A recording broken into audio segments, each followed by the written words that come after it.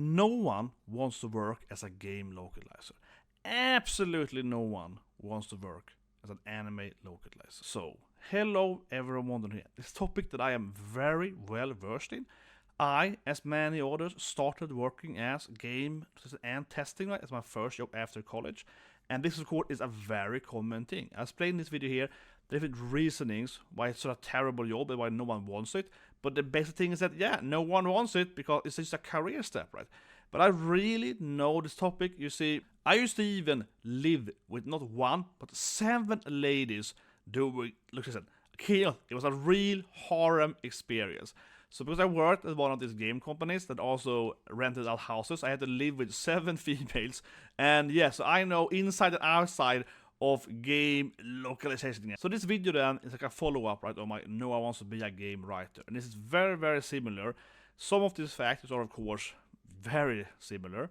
But I hope you guys will share this video so on, right? Because I'm going to go into the depth of it, right?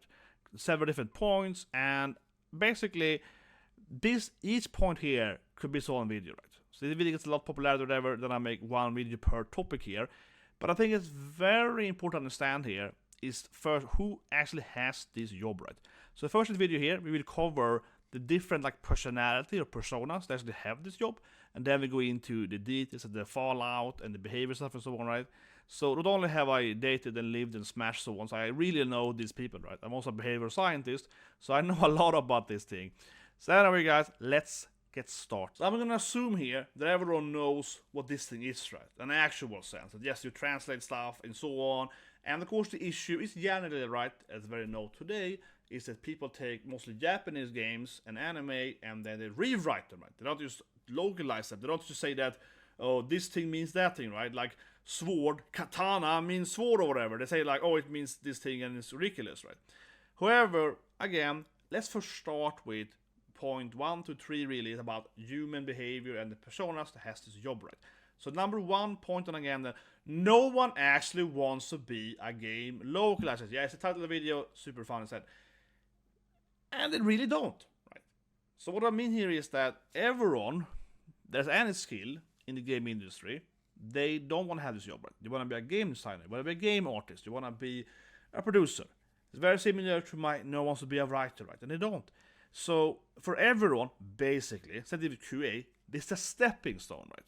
This point number 1 here is very, very true. It's very accurate. Everyone gets this job to become something else, right? You're a localizer, and then your dream is to be a game designer or whatever. And basically that means that everyone working as localizer are all terrible at whatever they're doing, seriously, because the people that are skilled at this thing, right, and they're promoted, they get up. So more or less, imagine that everyone that has this job, they're doing their best to not have it. That, of course, leaves everyone not talented enough left at it. But come on, seriously, that's why it's number 1 point. It's like, the only people that actually are localizers are people that couldn't get a promotion, right? That being said, though, promotion usually means that you actually move horizontally, not vertically. So for most people, they're working as like a game localizer, game tester, then they get to be a junior game designer. That's more this move.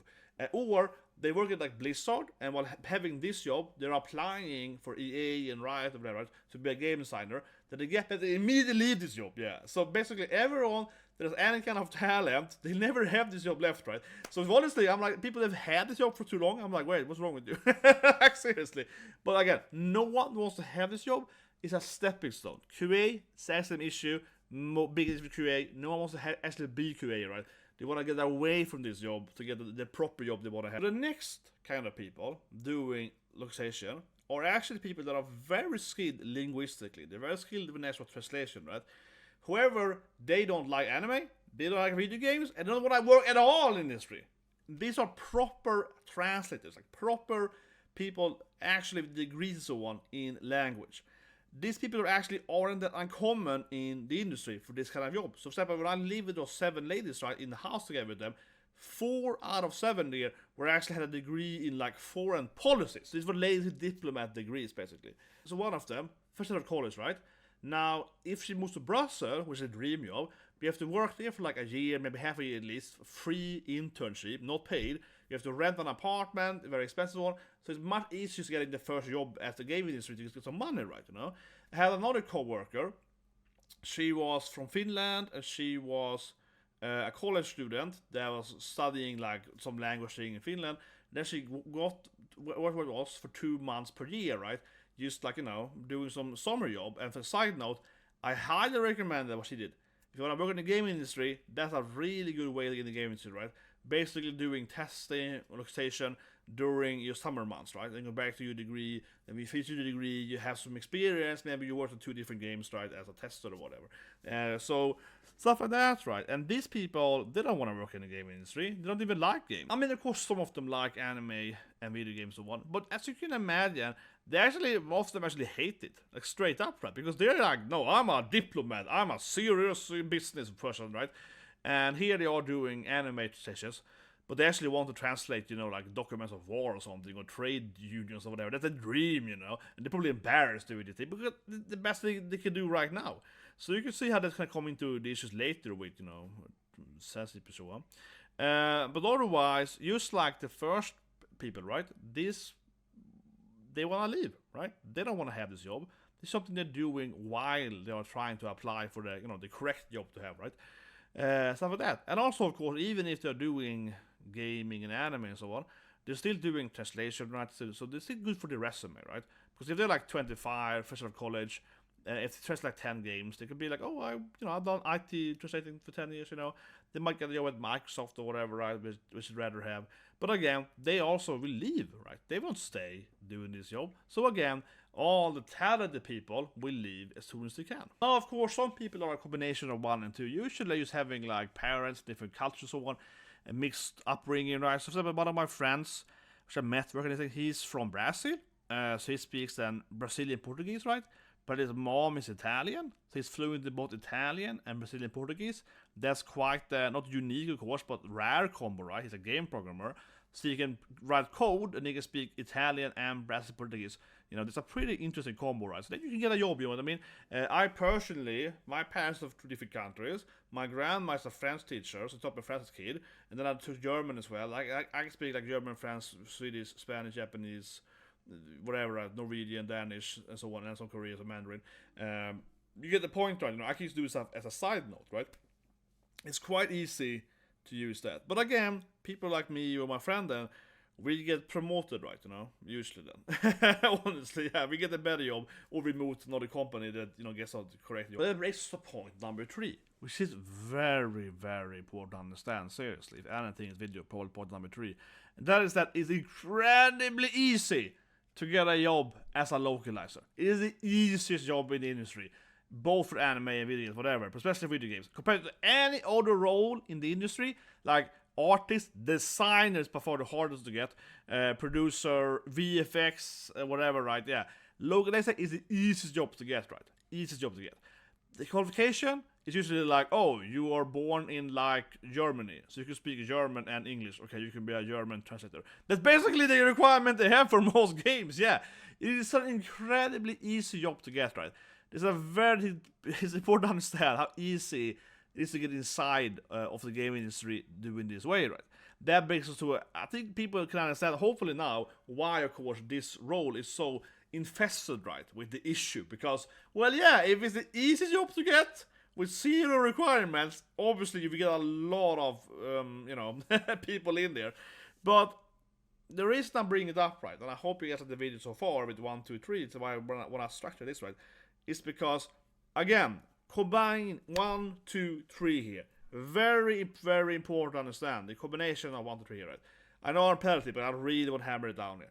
So 1 are game developers with real skills. They can code, they can design, they can do art, they can do great stuff, right? So these people, they take this job so they can, get promoted later, right? Okay, they have talent, and they leave immediately. The older people, they have actual, like, oh, they're great at language and so on. Well, my ex-girlfriend, for example, she is from Paris, she can speak French. she got promoted. She worked that way. She loved video games, but she didn't have any like practice like coding. But she got in here, and then she got lead QA, manager, producer, So that's the role. Right? Either you want to go outside and get a better job, or you want to go up, right? So everyone with talent, they leave immediately from this job, right? And then you have the number 3 people that are like the lowest, like the least talented people. Easy job to get, right? Everyone gets in there, and they're all left, right? So not only is everyone generally terrible at this job, they're all terrible people. No, I'm just kidding. But you get my point. It's like, no, these are people with like all people with talent and ambition is left, right? And then you combine that with the easiest job to get, and also usually lower salaries, and you can imagine what kind of people are left in this bottom tier job, right? I mean, honestly, it's just kind of an effect of those 3 together, right? But also, I mean, it's a side note or whatever you call it. It is kind of clear why people leave it too, because even if you enjoy this job, right? Even if you're a highly qualified person enjoying this job, which I mean some people do, I guess, rarely, but they do. Why do you want to stay here when everyone knows this is the least important job in the industry, but no one has no respect for you, right? You know what I mean? Like, you have the lowest salary, no one respects you, and everyone's gonna think that you are one of those losers that can't get promoted. You know what I mean? So no one wants to stay in this thing. It's like I said, my ex-girlfriend, she moved up the ladder instead, straight up. She liked language, she speaks several languages, so she kind of moved. She started like this with like me, and then she became, like lead localizer manager, like producer, and so on. She took that role instead. She was like, okay, if I can move up at this, then I can also infect the game, right? But otherwise, that's kind of it, right? And this brings us to number 4 then. And now we're gonna get triggered. Now we're gonna trigger people, okay? Because now, number 4 here, this people can get angry now, but it's the truth, okay? And I want to say here immediately, this is not one of these like left or right, vote, conservative, whatever. No. This is not the issue, okay? The issue is that they are complacent, okay? Localizers are complacent because they're talentless hacks, and I mean that seriously. A little bit. I'm generalizing, but seriously, right? The only people that are left doing localization are people with no degrees, no talent, or both, or whatever, right? The people that have no qualifications, because it's the easy job to get in the industry, and they don't have any drive or motivation to do their own design or the code or whatever, right? So they have no actual practical skills, right? That's why they're stuck in this position. Or they can't do anything, they can't promote and to do balloting or whatever, they can't lead people. So they're stuck in the absolute lowest salary positioning, no one has any respect for them. These people clearly usually have very low drive. I mean, as a person, right? As a person, they have low emotional drive and so on. So they're easy to manipulate. They're easy to control. So it isn't a left or right issue. It's just that anyone in the game industry that working with localizers can very easily drive them in either direction, right? So if you have them, for argument's sake here, a vogue lefty, right? They can very easily drive the vast majority of these like complacent people that are, in lack of better terms, losers. Will just follow them, right? But they could be conservative, they could be either direction, right? I'm just saying that obviously if you have my 1.123, right, is that, well, everyone with talent will leave this job, right? Basically. So what left do you have then? Everyone with no talent, right? And this is a very obvious behavior thing, right? We can look at. It's nothing to do with video games, but we can look at it from the general standpoint, right? People, I know, I guess, let's see, it's a trigger now, right? But for example, right? People that are poor, okay? Some people are poor because they're poor. That is true, okay? Like, you can't do anything in your life. You're poor, like bad luck, But there is a truth into it that a lot of people that are poor actually do a lot of bad decisions in their life, okay? I'm not saying that it's because Elon Musk or whatever is super rich, he's the smartest guy ever, but it's more the reverse, honestly, right? Some people are like dumb rich, right? They get lucky and get rich.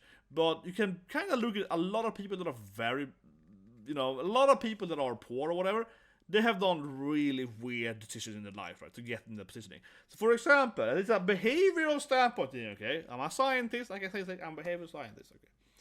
For example, stepfathers tend to beat their, non-bio children more than bio dad does, right? That's kind of obvious because, yeah, they're not a biological father, married to the mom or whatever, right? However, step families, like a mom and a stepdad, right, versus a mom and, bio dad, have way worse economical power in general. So basically, people that have step parents are poorer than people that have non-step parents. Okay, when both the parents are married and they're the same, biological parents, they are poor in general. Poorer families beats the children more. Okay, that's a proven fact. Okay, I'm not saying that's a proven fact. Okay, so there you can have the interesting part. Always behavior science, like factors. Are stepdads more mean to their kids because they aren't their actual bio kids, or is it just that stepdads are poorer, right? It's actually probably the latter. They usually are poorer, right? As an example, as an example, and then in this industry here, then are stepdads usually localizers? But yes, they are, honestly, right? And I say that literally from an objective standpoint. A stepfather or a bio dad, then, right? Probably there's no stats for this thing, but honestly, right, a stepfather is probably more likely to be a localizer than a game designer, or vice versa, right? Or have a degree or something, yeah, something like that. But that's almost a very, very true effect as well, right? That people that are not divorced, right? People that stay married and so on have a better income and usually have higher degrees, right? People that are divorced more usually have lower degree or lower degree, so on. That's a kind of obvious thing, right? So all this here concept gets to better, right? But it also is very important to understand that if you have a group of people where everyone is talented hacks, like I'm generalizing, but you get my point. These are the people that couldn't get promoted, they don't have any other skills. They're basically like, oh, you can speak German, so you have the job, yeah. They're so complacent on that, they will very likely be easy to control, right? Because these are the people that have a lower drive.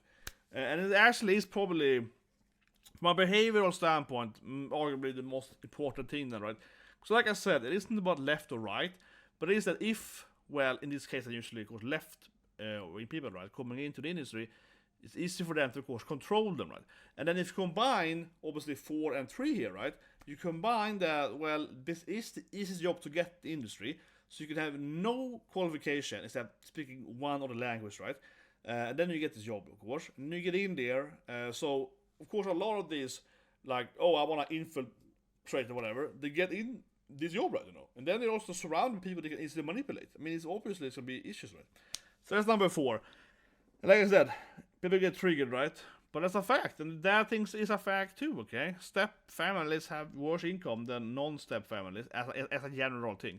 I guess there are other behavior. I mean, it also costs a lot. There's a lot of behavior, which is why. But I think one obvious reason, right, is just how I say it. A lot of people that have stepchildren, the reason is because, of course, the mom then rather didn't have any relationship with her husband, right, or rather they were never married. They were bastards. Yeah, she has children without a sort of wedlock, and that usually means that the mom has lower income, which means she has lower degrees, usually average, and women with no degrees usually marry men with no degrees and so on. So that's kind of where that comes from, right?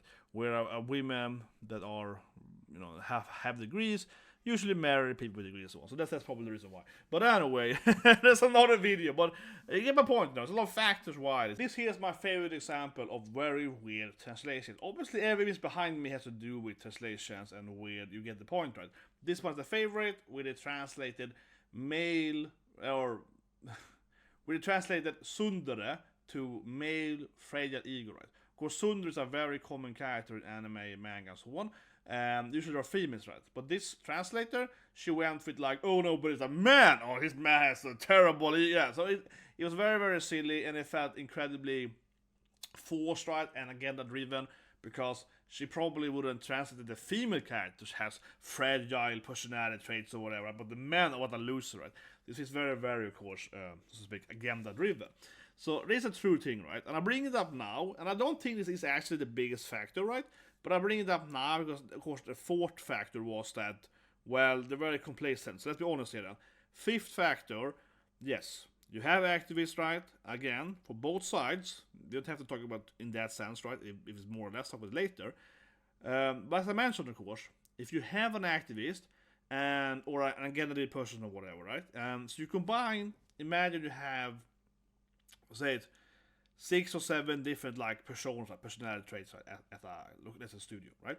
Now, 2 of them are like this, like, oh, I'm gonna get promoted, whatever. I want to get my promotion. I want to be a designer, right? 2 of them like that. and 3 of them are this like, I don't care, I'm just here, I just want to be alive, you just pay me my rent, right? And then you have 1 activist. That's basically enough, right? 1 activist in like 6 people is enough to make a game called like this, right? Because this person will be driving and driving, right? These other 3 people, they're complacent, they're yes men. They're gonna be like, yeah, boss. They don't have the guts to, go against the person, right? Which is a very common issue. And the other 2 people that are career driven, they have all the degrees or whatever, they don't want to mess with this person because they don't really care. They disagree with them probably, but they don't want to, because they're very, again, they want to have a job, they want to get promoted, right? So they're kind of like, I don't want to fight with this person because then I probably won't get my promotion. I will pretend to agree with them. You know what I mean? So it's, one in 6 is enough to control this thing. And honestly, it can be like 1 in 10 or whatever, but I think that's roughly the percentage you need to be. And at that point, you're controlling it. And like I said, it's not a left or a right-wing issue, right? Because if this person is very conservative, they can drive in that direction, right? And if you think about it as a game used to be, right? Rather more so, they had bigger OPPAIs, bigger titties, bigger ass, right? Well, one is why, of course, the vast majority of the developers used to be men, of course. They didn't have much HR people, they didn't have much localizers. So mostly, almost every game programmer is like a man, right? Still today, almost no women do game coding, right? And women tend to be more focused on art and design, in some sense. Comment more to that later, but it's like, whatever, right? The point, of course, is that games used to be hotter and bigger and tittied. Game used to have more titties, right? Because, yeah, if it's like 95% of developers were men, they'd probably push it further to the men's side, right? Now, again, I'm not taking any side, left or right or whatever. My point is that if everyone was a man, right, they would pull the thing all the way, you know what I mean? Because then you have the Complacent guys, you have these guys.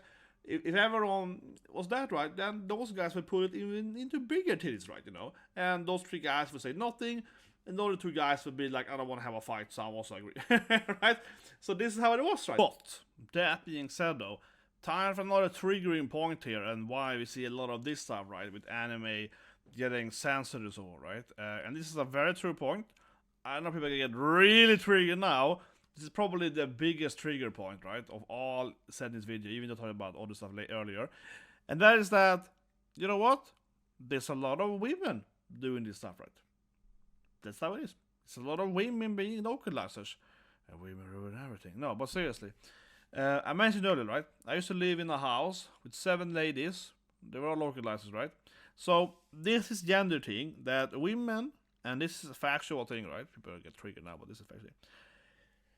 Trigger them all! Is that women tend to lack people and language and culture, right? So already at that point, more women are getting degrees in like diplomacy, foreign policy, all right, compared to how they are getting using engineering or math or whatever. Right? So there are very few women that are game programmers, game coders, but there are more of them in HR, but also of course in localization, right, in linguistic stuff. There's more women there. Okay, that's one point, right?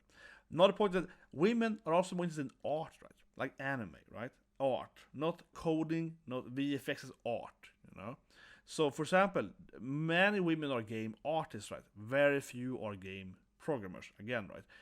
That means, again, that in the anime stuff, localization, it actually has quite a high percentage of women, right? They want to do like Dragon Maid and so on. A lot of women do more art, right? So, language and art are female-oriented, generally speaking here, of course. Of course. Now, even more rather than important here, women tend to vote left, okay? And this, I'm going to say this as a fact, okay? I'm going to put it in Japanese. Women tend to vote left, men tend to vote right. If you know more distributed thing, that means that the most extreme left-leaning person is very likely a woman. It's like 1 in 100, right? Or men, because basically, if women vote left more than men, that means that the most extreme left people, in like a better word, woke or whatever, is usually a woman, right? And vice versa for men. Most highly super conservative people are men, right? This is all facts, okay? And people get triggered by this. You can't say the gender so different. No, but this is how it is. And actually, interesting enough, if you look at trans people, like trans brains and so on, people with, for example, then male to female transgenders, right? they tend to have, you can look at their like frontal cortex, their ligma, and look at how the brain works, right? And you can see how there are different parts of the brain is different size depending on your gender in general here. And so it's really funny because you can kind of actually look at like a trans person's brain and be like, well, yeah, that this person is born with like a female brain, like seriously. Not always, but actually yes, very commonly. So you can actually kind of tell if someone's gonna be trans or something, like if you look at the brain. But this also means, of course, that these people again then will primarily vote left, right? This is how it is, and vice versa, they vote right. Again, the statistics is average, is math and biology. What this leads to, though, right? And here has a Dragon Maid, which has famously been very weirdly censored or like really rewritten to be, I don't know. It's really strange with this anime. But Luca's everything is very funny information. But anyway, I digress. Is that, well, think about it. If you have a vastly like group of people that are mostly left leaning, then stuff will turn left, right? Just like I said earlier, if you have mostly men working on like a video game and almost everyone that is a man is to be more ass and boobs, right? Because yeah, all those men, they're more conservative, they're more right leaning. But then if you have a department or a studio, because usually localizers are done by all the studios, right? I'll talk about that in the next point here. But yeah, then you have a collection of a bunch of women doing this thing, right? Because they like art and language. Suddenly, well, yeah, it's gonna be way more left leaning, right? And again, I'm trying here to not have any, like, I like it in my videos, people also animate my videos, but I'm not trying you to not to be like left or right, up or down, I don't care about that. I'm just trying to explain to you the scientific reasoning, right, you know? Because suddenly you have much higher percentage of women in the game industry, at least in this particular role, right? And that obviously will make it be way more left-leaning, and then, you know, woke, whatever you want to call it. But that is the truth, right? Localizer groups are going to be much more female-oriented and male-oriented, at least compared to game programs. So that being said, of course, there are a lot of men doing this stuff as well. I'm not saying that there are majority women. I'm just saying that the comparison, right, between like if you go to let's say a big company like Blizzard and then go to their department of, you know, coders versus the department of localizers, right? In the coder department, it's like 99% men. And in the localizer, it might be like 50-50 or 60-40 or whatever, depends, right? So it's like a massive difference. Like it's like an absurd difference. It's an absurd difference of how many women actually work in localization compared to like any other role in the game industry, especially. So of course, it's gonna have this effect as well. But next point then, that is good to know when it comes to localization, is it is also usually done outsourced, right? This is a huge factor. And I mean, honestly, a lot of translation, movies, video games, you know, because I worked on a bunch of different stuff. I worked on movies, I've done like translation for like toys. I mean, like, you know, actual toys, like, you know, like figures, yeah, and so on. So, because a lot of these companies that does translation and so on, then, right, they are in other countries, right? Usually in Ireland, in Europe, and Canada's pretty common as well. In America, then to Canada, because like Montreal and so on. So they have their studios there, right, in Montreal, and then the game companies send them their builds, right, and they can just play the game and translate it. Or for example, I worked on a Turtles game, which I translated the whole game myself, all the text, so Japanese, English, Swedish, and I did that, and I basically sat there, right, with like an Excel sheet. They had the game, and I had all the dialogue in the game, all the text, all the menus, and I just translated every, you know, word, every sentence in this Excel sheet into English and Swedish, right? From Japanese, like bam, one word per time of that, right? And then of course, then the code can just read that Excel sheet, and then everything in the game gets translated, right, in those languages. So that's usually how it is. But I mean, I was in Ireland at that time, and and developers were in like America and Japan, right? So like it can be a lot of that stuff, right? And that's important to understand it too, because it is one thing that really bothers me when it comes to localization, right? They have to hear all the time with Capcom here and so on, that basically people are usually in America, right? That are whatever then, vocal whatever, and they're sitting in America complaining to the Japanese, but it's kind of how it is, because these are not even in the same country as the developers. They just get the code right from the developers, and sometimes, like I said in my Turtles game, I actually trusted that game without having played the game at first. First you sent me the Excel sheet, and I had to translate all the words, and then I got the build like 2 months later. So I translated the whole game without having seen the game. So sometimes when you localize stuff and test stuff, you don't even play the game. You just have all the text, right? And you do it by strings. So it can be crazy. I have so many examples of people doing really weird translation because they don't understand the context of what's actually happening in the game. They just have the text from like Japanese or English or whatever, but they don't know what's happening in the game. They haven't played the game. Like honestly, a lot of translation is done really weirdly, where you're sitting in one country A and development is done in B and C country, and you don't even know what the game is about. Oh, it's like a sci-fi game, yeah. You have no idea what it means, and you have to like guess what they actually are attending. You're like, what does this mean here? I can understand the words, but this makes no sense. So, but I can read Cyrillic, I can read Russian, right? But if I have no understanding of the content of the game, it can be really hard because I'm not that good in Russian. I can read the words, but I'm like, what I don't know. Like, so that is a thing that happens as well then, right? And it's really weird. So that's an issue in general, that these studios are, all the countries, so I have to bring it up here as a factor. But like I said, I do find it very strange, though, honestly, especially when it comes to Japanese developers in America, how they're so, like this captain here, I have to bring it up. It's just so weird to me. I don't understand why they're so like, I never understood this thing, why they listen to these people in America, right? I don't get it, right? It's even more so with manga and anime, where it's like, well, our anime is outselling, our manga and anime is like crushing, the comic book market or whatever. So why would we care what you guys say? Yeah.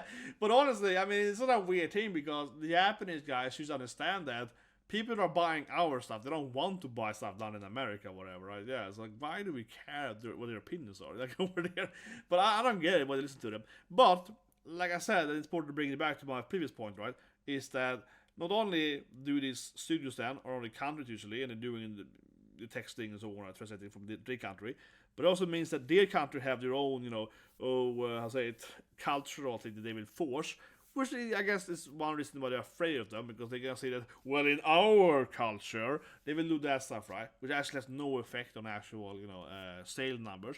Rather, they will decrease them, of course, trying to make it for my country, right? Which is obviously a lie. But more so, and as I mentioned earlier with my previous point, is that these studios then tend to be quite, so to speak, female-oriented, left-leaning, right? Because they don't actually have the developers, right? They don't have the coders. So if you go to like a gaming studio, like an actual video game studio, not this thing, but like an actual video in the code, art and so on, right? You have a much more diverse place, right?